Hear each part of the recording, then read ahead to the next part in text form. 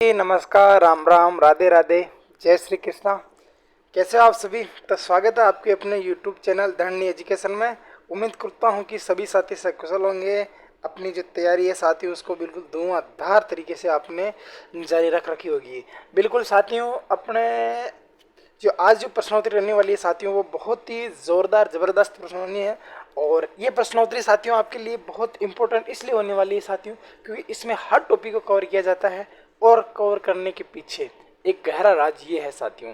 गहरा राज क्या है? गहरा राज ये है कि जो थ्योरी बताता हूँ मैं आपको, मौखिक रूप से जो मैं थ्योरी बताता हूँ इसको मैंने आपको पहले करवा रखी है। तो साथियों इसका थ्योरी का भी आपका रिवाइज होता है और क्वेश्चन भी आप हल निकालते हो। तो आपका जो लेवल है साथियों बहुत ही अच्छा होने वाला साथियों। बिल्कुल आप तो मेरे साथ बने रहिए साथियों, और जो मैं क्वेश्चन लेके आता हूँ उनका बिल्कुल आप तो प्रॉपर तरीके से उत्तर देते रहिए। और बिल्कुल आप सभी का जो चैनल में नहीं है वो चैनल साथी चैनल को सब्सक्राइब जरूर कर दीजिएगा और बेल आइकन को दबा दीजिएगा साथियों। और अपने जो 7 बजे अपनी क्लास होती है, शाम को 7 बजे अपनी जो क्लास होती है साथियों वो आपके सामने पहुंच जाएगी साथियों। तो आज का अपना पहला क्वेश्चन है साथियों कि किस क्रमांक वाली ध्वनि अक्षर नहीं है। ये पूछ रहा है कि किस क्रमांक वाली जो ध्वनि है साथियों वो अक्षर नहीं है।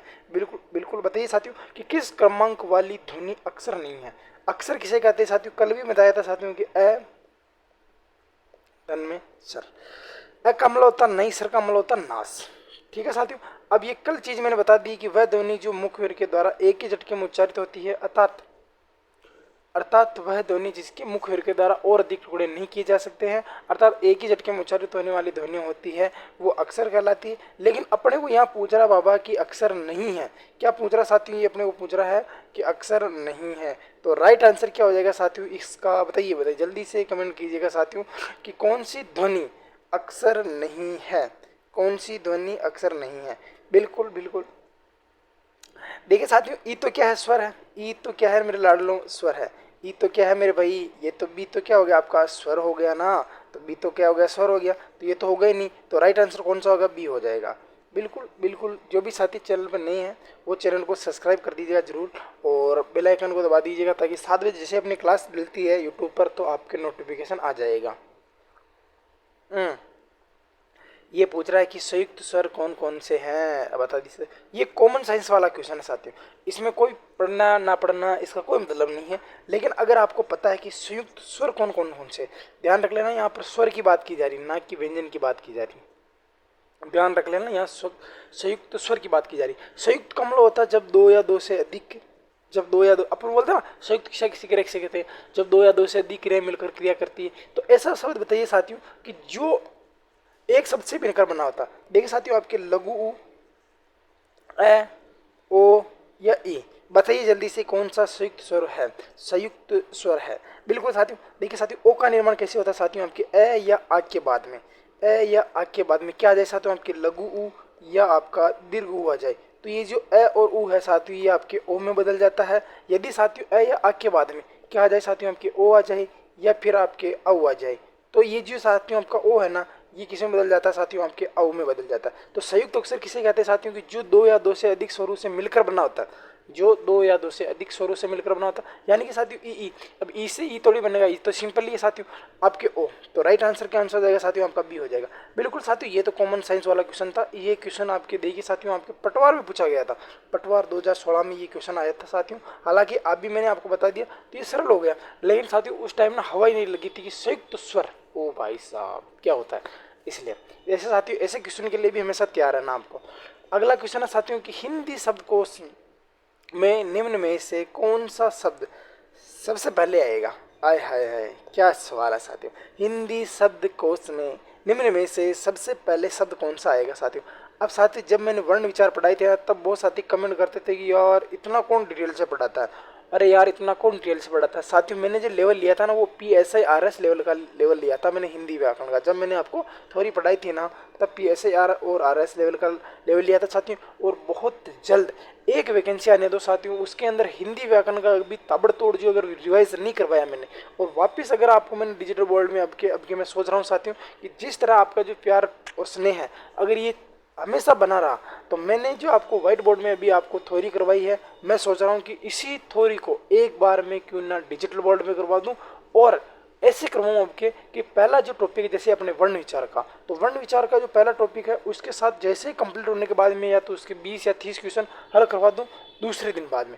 ठीक है, आपको 12 घंटे का 24 घंटे का टाइम भी मिल जाएगा, तब आप पढ़ भी लेना और मैं आपको 20 या 25 क्वेश्चन करवा दूँ। जैसे संधि है तो संधि के लगभग मैं आपको 60 क्वेश्चन याद करूँ, 60 क्वेश्चन हल करवा दूँ, ताकि जो चीज़ थ्योरी में समझ में नहीं आएगी वो आपके एमसीक्यू में समझ में आ जाएगी। ठीक है, उसी तरह समास है, संधि है, संज्ञा, सर्वनाम, क्रिया, कारक, काल, वचन, लिंग, जितने भी तत्सम तद्भव अर्थसम, ये जितने भी साथियों ये मैं सोच रहा हूँ ऐसे करवा दिया जाए। तो कैसा रहेगा ये आइडिया, आप जल्दी से कमेंट कीजिएगा। लेकिन इससे पहले साथियों आपको बहुत ज़्यादा चैनल को ग्रोथ करवानी पड़ेगी साथियों, बहुत ज़्यादा। जितने भी साथी बहन भाई मेरी क्लास देखते हैं, आपको पता है कि वो भाई पढ़ता है, उसे लगता है कि हाँ यार बंदे ने सही पढ़ाया है, तो आप उस तक अपने चैनल के लिंक को जरूर पहुँचाइएगा ताकि उसको भी फायदा हो जाए और अपना भी काम हो जाए। ठीक है साथियों, तो ये कह रहा है कि सिंधी शब्दकोश में सबसे पहले आप सभी को पता है साथियों कि पहले ये अनुस्वार आता, फिर आपके चंद्र बिंदु आता, फिर ये आता, यानी कि पहले तो ये तीन चीज आएगी, फिर आएगा साथियों आपका अ, फिर आएगा आपका आ, फिर आपका दीर्घी, फिर ये आएगा। यानी कि साथियों अगर पहले यहाँ पर ये चीज़ है, फिर यहाँ पर ये चीज़ है, फिर यहाँ पर आपकी ये चीज़ है, तो ऐसे चीज़ आएगी। अब ऐसे चीज़ आएगी साथियों, तो इसको समझते हैं। कैसे समझते हैं साथियों, देखिए साथियों, अब बात बताइए साथियों कि सबसे पहले जो शब्द आएगा वो कौन कौन सा आएगा। देखिए साथियों, एक जो शब्द है साथियों, अब मैं इसको पूरी को डिटेल से हटा के समझा देता हूँ साथियों। ठीक है, एक ही शब्द से बताऊंगा साथियों। ये शब्द क्या है, प है। ये शब्द क्या है साथियों, आपका द है। ये शब्द क्या है, इसके अंदर त के अंदर रैम लद है। ये क्या सब ये है। अब बताइए साथियों, इनमें से बताना, बाकी ये सारे को भूल जाइए। इसके अंदर भी बता दोगे ना, तब भी आप बता दोगे कि हाँ वाक्य में आपने समझ लिया इस चीज़ को। देखिए साथियों, देखो सबसे पहले क्या आता है साथियों, हमके क वर्ग आता है। ठीक है, क वर्ग इसके अंदर आपका नहीं है, क वर्ग इसके अंदर आपका नहीं है। नहीं है क्या क वर्ग, क्यों भैया, ये क और श, एक मिनट, क और श, क और श, तो क्या मैं इस स की जगह यहाँ पर ऐसे लिख सकता हूँ ना, क को लिख सकता हूँ ना। तो सबसे पहले कौन सा क वर्ग आएगा, सबसे पहले आपका क वर्ग आएगा, क ये रहा। ठीक है साथियों, क के बाद में ख ग ग ग ऐसे आता, फिर आपका च छ छ ऐसे आता, फिर आपका ट ड ड ऐसे आता। लेकिन इसमें सीधा ही उसने क्या दे दिया साथियों, ऐसे दे देगा।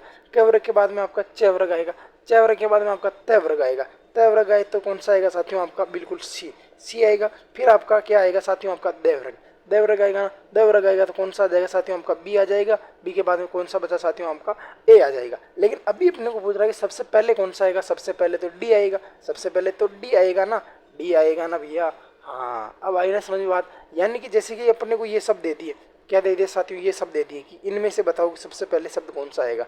अब इतना भी दिमाग नहीं है कि पहले कौन सा प आता है, त आता है, द आता है, क आता है, स आता है। तो साथियों आपकी तैयारी बहुत ही पीछे है। और इतना पता है कि यार ऐसे ऐसे ऐसे गिनती में 10 पहले आता है, 11 पहले आता है, 22 पहले आता है, 21 पहले आता है। ये चीज़ें अगर पता है तो कर जाओगे, नहीं है तो साथियों इसमें तो कोई वेद पढ़ने वाली है, इसमें तो पढ़ने ना पढ़ने की कोई बात ही नहीं है। ये तो चीज़ मैंने पहले बता दी कि ये क्रम बताना बस। अगला उत्तर दीजिए साथियों कि स्वर व्यंजन विसर्ग किसके विभिन्न प्रकार है। आय हाय हाय, क्या बात है साथियों, कि स्वर है, व्यंजन है, विसर्ग है, किसके विभिन्न प्रकार है। क्या संज्ञा के हैं, क्या सर्वनाम के हैं, क्या विशेषण के हैं, क्या संधि के हैं। जल्दी से कमेंट कीजिए साथियों कि स्वर संधि, व्यंजन संधि, विसर्ग संधि क्या मैंने आपको नहीं पढ़ाई थी क्या। बहुत ही गजब। अब बताइए साथियों आपका डी। अब साथियों तैयार हो जाइए साथियों, संज्ञा सर्वनाम विशेषण तीनों के लिए तैयार हो जाइए साथियों। इसका मौखिक रिवाइज सुनने के लिए, इसका मौखिक रिवाइज सुनने के लिए संज्ञा सर्वनाम और विशेषण इनका मौखिक रिवाइज करते हैं अपन आज। ए ऑप्शन में पढ़ेंगे साथियों अपन संज्ञा, क्या पढ़ेंगे साथियों आपके संज्ञा। दो में पढ़ेंगे आपके सर्वनाम, सर्वनाम सर्वनाम। तीन में पढ़ेंगे साथियों अपन विशेषण, विशेषण विशेषण। अब बात कर लेते हैं साथियों अपन का लेवल क्या रहेगा नहीं रहेगा उसकी बात है। अब देखिए साथियों कमेंट करके बताइए साथियों कि संज्ञा को मैंने 5 भेद से पढ़ा था। 5 भेद कौन कौन से किए थे साथियों, वो भी आप मुझे बता दोगे साथियों। व्यक्तिवाचक संज्ञा, जातिवाचक संज्ञा, भाववाचक संज्ञा, द्रववाचक संज्ञा, समूह या समुदायवाचक संज्ञा। ठीक है साथियों, 3 हमने इसको भेद पढ़े थे, मूल हमने 5 भेद पढ़े थे। और हमने लिखा था कि व्यक्तिवाचक संज्ञा का प्रयोग हमेशा एक वचन में होता है, जैसे हम इसका बहुवचन में प्रयोग करते हैं ये जातिवाचक में चली जाती है। बहुत अच्छी बात लिखाई थी, ये भी याद है गुरुजी में। अच्छा आगे बढ़ाओ कि जातिवाचक संज्ञा किसे कहते हैं। वो तो पता है कि किसी प्राणी, वस्तु, स्थान, वस्तु पूरी जाति का बोध कराएगी, व्यक्ति का बोध कराएगी या उसके भाव का बोध कराएगी, तो वो आपके जाति, भाव, व्यक्ति, वो तो तीनों पता है। अब उसमें तो कोई मेरे को वेद एक बार बता दिया इसका मतलब हाँ वो चीज़ें हैं। द्रववाचक संज्ञा किसे कहते हैं कि वे संज्ञा शब्द जो किसी नाप माप तोल इत्यादि का, दूध घी सोना चांदी तांबा पीतल लोहा, ये सारे सारे ऑक्सीजन। अच्छा, समूह या समुदाय, वे संज्ञा शब्द जो किसी समूह या समुदाय का बोध कराते हैं, जैसे कि सभा सेना पुलिस गिरोह जत्था टीम जन गण वृंद लोग आगार गुच्छा टोली, इतने जो शब्द लिखाए थे वो मैंने आपको समूह या समुदाय में लिखाए थे। और लिखाया था मैंने आपकी जातिवाचक संज्ञा का प्रयोग हमेशा एक वचन में किया जाता है, अर्थात ऐसे एक वचन में किया जाता है जिसका बहुवचन नहीं बनता है। बहुवचन बनते ये भी आपकी जातिवाचक में चली जाएगी। जातिवाचक संज्ञा का प्रयोग हमेशा एक वचन में किया जाता है, अर्थात ऐसे एक वचन में किया जाता है जिसका बहुवचन ना बनाया जा सके, ये सॉरी जिसका बहुवचन बनाया जा सके वो जातिवाचक में होता। अच्छा, सर्वनाम किसे कहते हैं? बहुत ही लेवल का क्वेश्चन पढ़ता है सर्वनाम से, ध्यान रखना आपने हल्के में ले रखा ना। ये विशेषण से भी इतना लेवल का नहीं बनेगा जितना आपके सर्वनाम से बनेगा साथियों। क्यों लेवल का बनेगा साथियों? क्योंकि इसमें आपको बता देगा कि वह का प्रयोग कहाँ नहीं होता है। देखो विशेषण में भी पहले आई थी रमा एक सुंदर कन्या है, इसने रीट में इतना माहौल खराब किया था साथियों कि रमा एक सुंदर कन्या है। अब इसमें विशेषण कौन सा है विशेष्य कौन सा है, बस अटकाने वाले क्वेश्चन होते हैं साथियों, लेकिन वो क्वेश्चन अटकाने वाला नहीं था साथियों। रमा एक सुंदर कन्या है, कन्या की विशेषता कौन बता रहा साथियों? बिल्कुल बिल्कुल रमा बता रही। वो चीज़ उस टाइम करेंगे अपन, लेकिन अभी बता रहा हूँ सर्वनाम। सर्वनाम के 6 भेद होते हैं, ठीक है साथियों। पुरुषवाचक, निश्चयवाचक, अनिश्चयवाचक, प्रश्नवाचक, निजवाचक और संबंधवाचक, ठीक है साथियों। विशेषण गुणवाचक, संख्यावाचक, परिमाणवाचक, सांकेतिकवाचक और व्यक्तिवाचक, ठीक है भैया। ये आपके विशेषण होते हैं। बिल्कुल, आप शब्द का प्रयोग विशेषण में 3 जगह होता है, वह शब्द का प्रयोग भी 4 जगह होता है। और साथियों आपके विशेषण की 3 अवस्थाएं लिखा दी, उत्तमा मध्यमा और तुल्यता, उत्तमा मध्यता और तुल्यता, ठीक है साथियों। और उत्तरा, तो ये आपका 4 का राइट आंसर तो डी हो जाएगा। ये मैंने आपका मौखिक रिवाइज करवा दिया। राजर्षि शब्द में संधि है, राजर्षि शब्द में संधि है, बहुत ही लेवल का क्वेश्चन साथियों। गुण संधि, जब मात्रा 2 दिखे, अरे भाई जब मात्रा 2 दिखे, जब मात्रा 2 दिखे, एक मिनट ना, जब मात्रा 2 दिखे और क्या दिखे साथियों आपको? अर दिखे। क्या दिखे साथियों आपके? जैसे कि राजर्षि, क्या दिखे साथियों आपको? राजर्षि, तो अर दिख रहा है, तो साथियों इसका तो राइट आंसर आपका डी हो जाएगा। अच्छा, अधूरे शब्द दिखे तो यण में जाएंगे। क्या दिखे साथियों आपके? अ दीर्घ ई दीर्घ उ दिखे। वर्दी संधि, वर्दी संधि किसे कहते हैं साथियों आपकी? जिसमें आपको 2 मात्रा दिखे, या तो ये मात्रा दिखेगी आपको या फिर आपको मात्रा ये दिखेगी, तब कहाँ जाएंगे साथियों? इसके अंदर जाएंगे। बिल्कुल बिल्कुल, ठीक है भैया। तो राइट आंसर आपका 5 का डी हो जाएगा, 5 का तो डी हो जाएगा। बस ये क्वेश्चन है साथियों, जितने भी मेरी बहनें ये क्लास देख रही है ये क्वेश्चन उनके लिए। अगर तुमने इस क्वेश्चन का आंसर दे दिया तो मैं मान लूँगा कि वाकई में तुम्हारी तैयारी ना बहुत ही खतरनाक, और मैं मानता भी हूँ जितने लड़के देखते हैं ना उससे कहीं ज़्यादा मेरी क्लास को लड़कियां देखती, मेरी बहनें देखती हैं। और मुझे इस चीज़ का बहुत ही ज़्यादा, ये चीज़ का मुझे ये होता है कि यार वाकई में जो चीज़ मैं पढ़ा रहा हूँ वो मेरी चीज़ किसी ना किसी के तो काम में आ ही रही है। ये कह रहा है कि समधन में कर्षण, समधन में कर्षण, समधन में आकर्षण होगा क्या? बताओ बताओ, समधन में आकर्षण होगा कर्षण होगा? अरे भाई आकर्षण कहाँ से होगा? बताओ बताओ। आकर्षण मूल शब्द नहीं, कर्षण है। अरे भाई आकर्षण जब अलग चीज है, आदन में कर्षण, उसके अंदर आ प्रत्यय, इसके अंदर आपका सम प्रत्यय है। तो राइट आंसर कौन सा हो जाएगा लाडू ने? इसका तो ए हो जाएगा। कौन सा हो जाएगा साथियों? राइट आंसर ए हो जाएगा। ठीक है भैया। बहनें जितने भी कमेंट करेगी मैं उसका पर्सनल रिप्लाई दूंगा। इसमें कमेंट करके बताना कि ये जो सम उपसर्ग है, अब क्वेश्चन तो मैं पूछ रहा हूँ ना कि ये जो सम उपसर्ग है ये किस भाषा का है, किस भाषा का उपसर्ग है। ठीक है, अब आगे बताओ आप मुझे कि निम्नलिखित में से किस शब्द में एरा प्रत्यय नहीं है? निम्नलिखित में से किस शब्द में एरा प्रत्यय नहीं है? बहुत ही अच्छा और लेवल का क्वेश्चन हो जाएगा साथियों कि निम्नलिखित में से किस शब्द में एरा प्रत्यय नहीं है। कौन सा प्रत्यय नहीं साथियों? एरा प्रत्यय नहीं है। नहीं पूछ रहा है, ये बात ध्यान रखना अच्छी तरह से। ठीक है भैया, ये अपने को नहीं पूछ रहा है। ठीक है भाई साथियों। गनेरा क्या पूछ रहा है साथियों आपके? गनेरा है, सपेरा है, सवेरा है, ममेरा है। मामा धन में एरा, सांप धन में एरा, गन ये क्या गान धन में एरा और सवेरा, सवेरा। देखिए साथियों ये चीज़ मैंने आपको पहले बताई, सपेरा में नहीं होता साथियों। किस में नहीं होता साथियों आपके? सपेरा में नहीं होता है।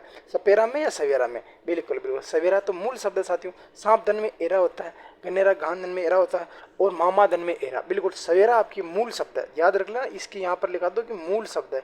कौन सा शब्द है लाडू ने? आपका मूल शब्द है। कौन सा शब्द है साथियों? आपका मूल शब्द है। सवेरा आपका मूल शब्द है। ठीक है भैया, ध्यान रख लेना। मामा में एरा प्रत्यय, सपेरा में एरा प्रत्यय है, गनेरा में एरा प्रत्यय है, लेकिन आपका सवेरा में आपका मूल प्रत्यय है। किस शब्द में उपसर्ग और प्रत्यय दोनों है? अच्छा, ये बात भी सही साथियों। उपसर्ग मैंने आपको 3 प्रकार से पढ़ाए थे, हिंदी भाषा के, संस्कृत भाषा के, विदेशी भाषा के। प्रत्यय मैंने तो आपको 2 प्रकार से पढ़ाए थे, प्रत्यय इसका मतलब छोटा होगा, 2 प्रकार से पढ़ाए थे। ना बाबा नाम, कृत या कृदंत प्रत्यय, तदित प्रत्यय। ठीक है भैया, कृत या कृदंत प्रत्यय मैंने आपको 5 प्रकार से पढ़ाया था, तदित प्रत्यय मैंने आपको 6 प्रकार से पढ़ाए थे, और इसके लगभग मैंने आपको 8 नियम बताए थे। तो सबसे बड़ा प्रत्यय हो गया, आपके उपसर्ग तो छोटे हैं ना, हिंदी के आपके अति, अदि, अनु, अप, अभी, अव, आ, निर, निस, दूर, दुस, सु, सम, ये मैंने आपको बताए थे साथियों। बिल्कुल बिल्कुल बिल्कुल, ये या तो आपके संस्कृत के थे, हिंदी के अति, अदि, अनु, अप, अपी, ये तो आपके संस्कृत के हो गए। अ, अद, अन, उ, नी पर बहु का सा सुना, इसे मैंने आपको बताया था। ठीक है, तो राइट आंसर कौन सा हो जाएगा? बिल्कुल बिल्कुल, देखिए साथियों, इतिहास तन में इक, इतिहास धन में एक, ये तो क्या हो गया साथियों, आपके प्रत्यय हो गया।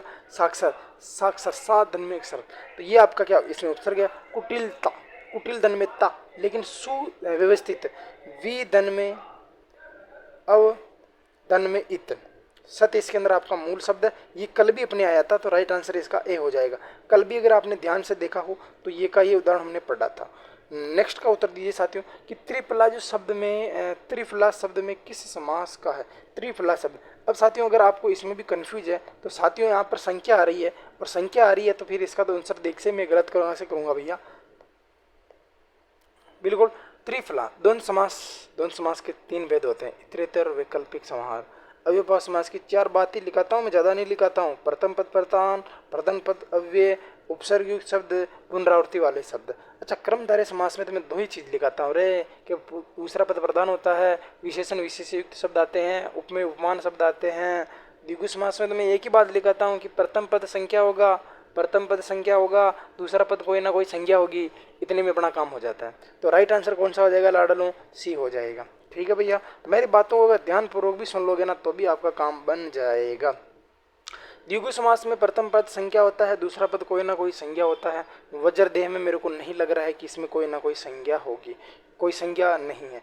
ठीक है साथियों, तत्पुरुष समास, अच्छा तत्पुरुष समास लेवल लगा साथियों, ध्यान रख लेना। तत्पुरुष समास में नियत तत्पुरुष समास होता है, लुप्त कारक होता है, लुप्त चिन्ह होता है, अलुप्त तत्पुरुष होता है, और आपका उप तत्पुरुष होता है, उपपद तत्पुरुष होता है, और लुप्त कारक चिन्ह के अंदर कर्ता और संबोधन को छोड़कर कर्म, करण, संप्रदान, अपादान, संबंध, अधिकरण और संबोधन को छोड़ दिया। तो ये 6 बचे, उनको पढ़ते हैं साथियों। विशेषण और विशेष युक्त द्वंद्व समास के अंदर हम 3 पढ़ते हैं, समाहार, वैकल्पिक और इतरेतर।